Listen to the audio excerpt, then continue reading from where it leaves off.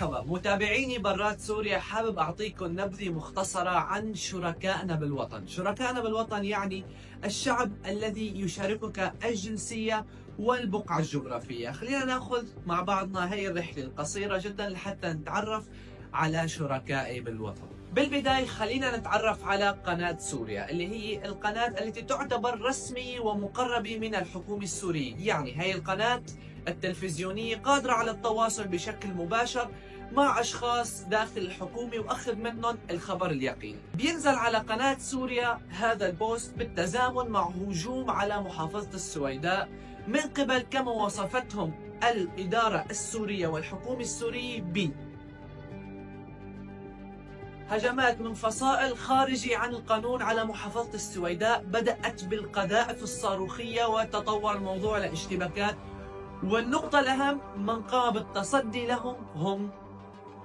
ثاني يوم بينزل على الصفحات الإخبارية بالسويداء أخبار تشييع الشهداء اللي راحوا فداء للأرض والعرض والكرامة. اللي بيصير إنه لما أشوف هذا البوست بلاقي في نسبة أشخاص متفاعلة بإيموجي أضحكني على خبر استشهاد أشخاص راحوا بناء على كل الروايات اللي حكيتها قبل، راحوا فداء للأرض والعرض من قبل فصائل خارجة عن القانون مسلحة هاجمت محافظة سورية قاعدة بأمان الله. فبكون بنشر هاي الستوري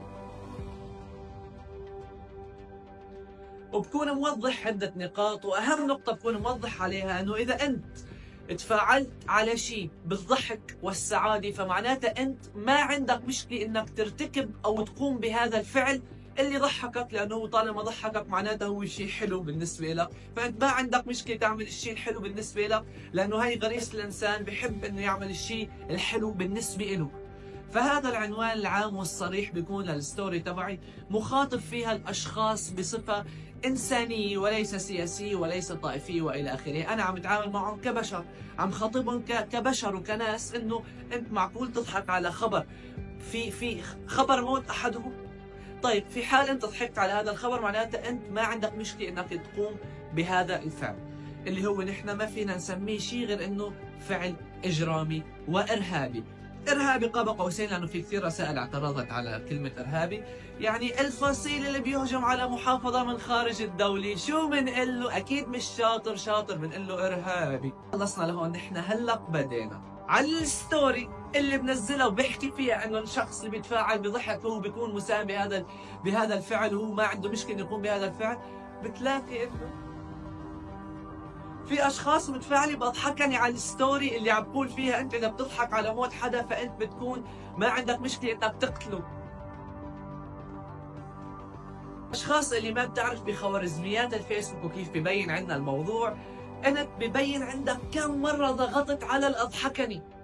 فهلا نحن راح نفوت بمسابقة مين أكثر شخص معنا حط أضحكني، ما بدي أقول إرهابي، مين أكثر شخص حط أضحكني على خبر استشهاد أشخاص عم بتدافع على أرضها وأهلها وناسها باعتراف الحكومة والدولة السورية اللي موجودة حاليا إنه تم التعرض وتم الهجوم على هي المحافظة من فصائل خارجة عن القانون مع سلاح بصواريخ وهجمت بنشوف.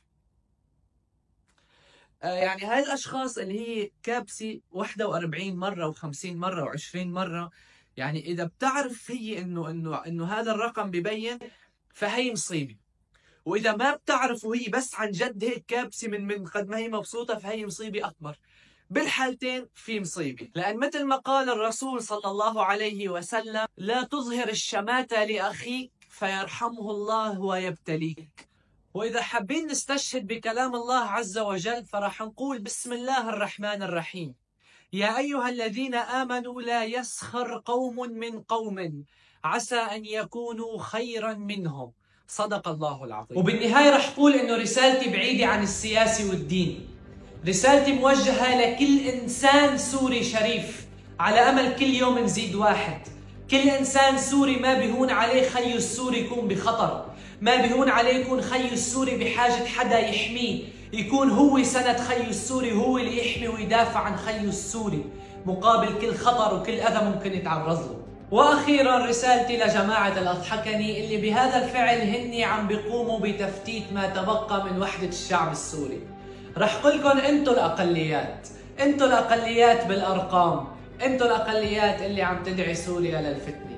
ما رح اعملكم بالمثل، رح اتمنى لكم لانكم رح تضلكم اخواتي السوريين انكم تضحكوا، بس تضحكوا على شيء بيضحكنا كلنا، مش شيء ببكي خيك وبيضحكك الك. وتحياتي.